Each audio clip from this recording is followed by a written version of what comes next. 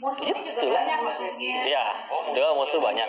Tapi terlepas masalah musuh dan segala macem ya, gitulah hawa nafsu.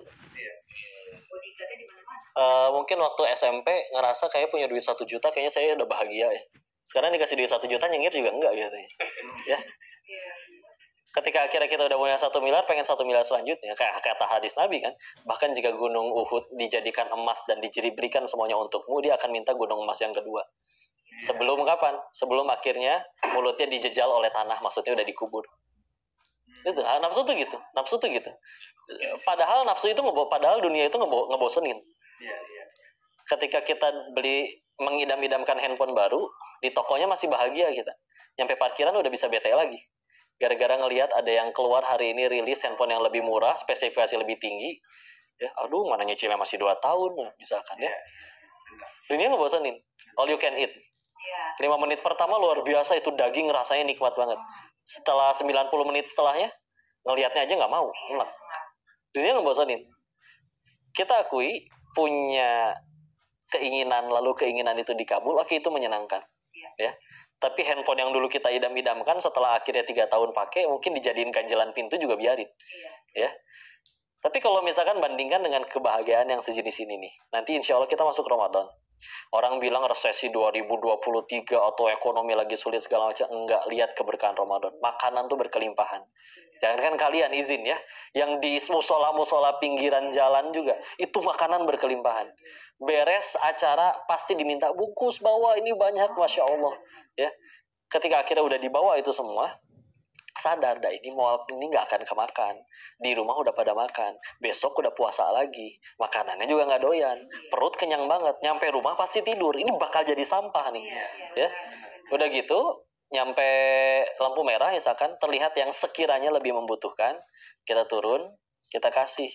Yang nerimanya pernah di suatu ketika nyampe kayak sambil nundukin kepala, tangannya sampai dicium, dan dia berkata, Masya Allah adek, semoga Allah balas, Bapak udah makan dari pagi, nggak bisa balas apa-apa, mudah-mudahan dilancarin, cita-citanya dimuliakan, keluarganya dijabah doa-doanya, terima kasih, 1 kotak ini begitu berarti, Insya Allah. Nggak dengar ada orang bersyukur sebegitunya gara-gara nasi kotak itu, bahagia nggak hati? Padahal apa sih yang kita kasih? Sesuatu yang bakal jadi sampah, sesuatu yang bakal kita buang, sesuatu yang kita nggak mau. Dan kalau secara nominal itu murah dan bisa kita lakukan tiap hari, tapi itu nyandu, itu juga bisa nyandu, ya. Dan kenapa bahagia yang didapat dari beli mobil terbaru, beli handphone terbaru, itu bisa bosan, sedangkan bahagia yang didapat dari sesuatu yang sebetulnya seolah nggak ada arti ya bagi kita, tapi itu membuat senyum orang lain tersungging gitu ya, tersenyum, itu bisa jadi sesuatu yang bahkan kok kita pengen lagi gitu. Ini orang kalau udah masuk ke dunia seperti itu, masuk ke dunia filantropi dan kedermawanan, terus dia nyari ya. Coach Stephen itu luar biasa almarhum ya.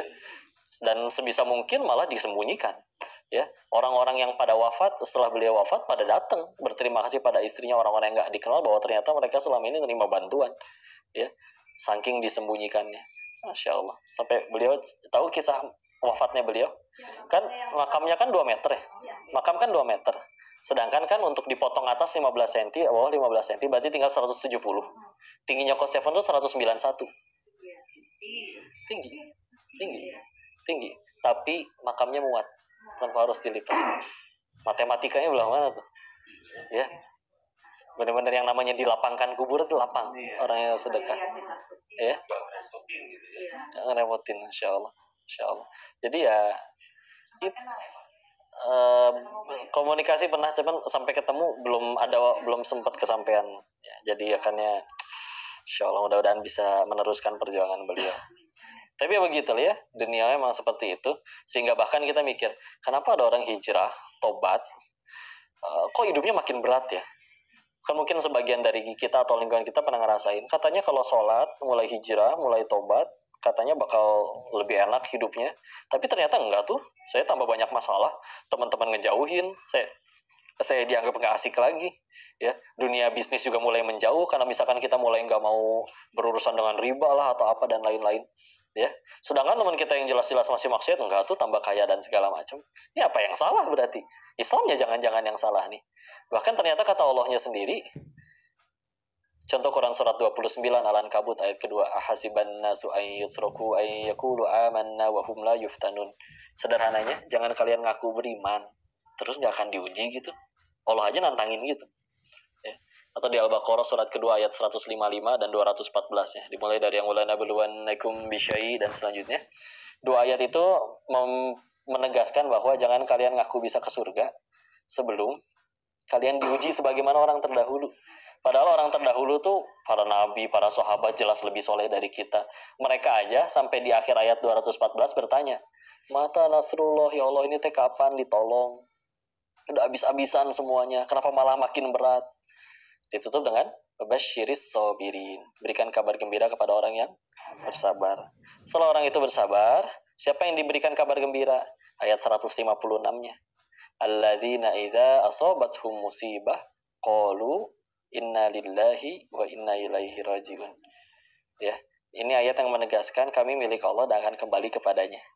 Sehingga menegaskan jangankan ini, jangankan mobil, jangankan saldo di rekening, yang ada di badan pun, kalau kata yang punya lepas duluan ini tangan pasti. Nah masalahnya manusia terlalu banyak melanggar ayat ini. Ketika dia ngerasa semuanya ini bukan milik Allah tapi milik saya. Ibarat gini ya, Om saya titip handphone, nanti habis dari toilet saya ambil ya. Keluar dari toilet, saya mau ambil handphone saya boleh? Boleh. Marah nggak saya ambil handphone saya? Enggak, karena emang ini punya. Nggak ngambek kan? Nggak ngambek kan? Nah, tapi kita suka ngambek kalau digituin sama Allah. Ini ya harta ya. Ini harta, ini jabatan nih. Ini kekuasaan nih. Ini harta tampan, cantik, rupawan nih. Silakan pakai untuk muji kamu. Kamu tambah baik apa tambah bejat? Ketika tambah bejat, sengaja biar nggak makin banyak dosanya diambil. Jangan, ini punya aku. Ini rumah udah dirintis bertahun-tahun. Ini karir udah dirintis bertahun-tahun. Itu punya siapa sih aslinya? Ya kan? Sedangkan kita dititipin itu nggak tambah baik. Berarti diselamatin itu diambil teh. Ya. Tapi ternyata malah nggak tambah baik dan ketika diambil malah menderita ya aneh. Kayak izin contoh ya. Kan kehilangan kok. Namanya manusia kehilangan kan pasti sedih. Enggak juga kata siapa. Contoh ya. Kalau nanti Om salah satu mobilnya hilang sedih nggak? Sedih manusiawi. Tapi kalau ternyata yang hilang mobilnya ada nama orangnya Pak Burhan, tinggalnya di Desa Sragen, RT 3 RW 5. Pokoknya Om nggak kenal lah. Mobil dia juga hilang 5 malah. Sedih nggak mobil dia hilang? Nggak, karena bukan punya saya. Bukan punya saya. Jadi kita tuh baru sedih kalau yang hilang adalah sesuatu yang aku milik kita. Ya. Aku kita mau punya orang padahal dititipin. Sebagaimana kadang perempuan suka bilang gini ya, saya mah nggak masalah terkait poligami yang lain-lain, tenang. Asal satu syaratnya, jangan suami saya.